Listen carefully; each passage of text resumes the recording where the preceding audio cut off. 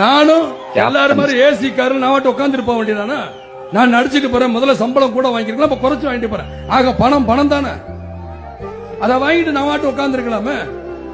நான் இன்னைக்கு சென்னையில அழகா எங்கேயோ ஒரு ஆட்டம் பாடிக்கிட்டு இருக்கலாம், பாட்டம் பாடிக்கிட்டு இருக்கலாம், சண்டை போட்டுக்கிட்டு இருக்கலாம், நடிச்சுக்கலாம். நடிக்கல, எனக்கு தேவையில்லை. நான் வரேன், ஏன் வரேன் சரியா? ஒருவேளை வேற மாதிரி இருந்தா கூட நினைக்கல. ஆண்டவன் மனத்துல பாத்தீங்கன்னா எனக்கு 2 ஆம்பளை பேல, அவன் எதையோ சம்பாரிச்சுக்கிறான், எப்படியோ போட. என்ன கேட்டாங்க, என்னப்பா நீ மாநாடு நடத்துறியே, உன்னை ஏதாவது பண்ணுவாங்களே அப்படின்னு.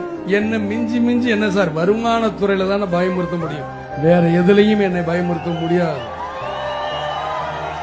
அந்த வருமானத்துறையை நான் வீடு வித்து தான் நான் இந்த மாநாடு நடத்துறேன் தவிர. கரெக்டாதான் இது, இந்த விஷயம் சொல்லி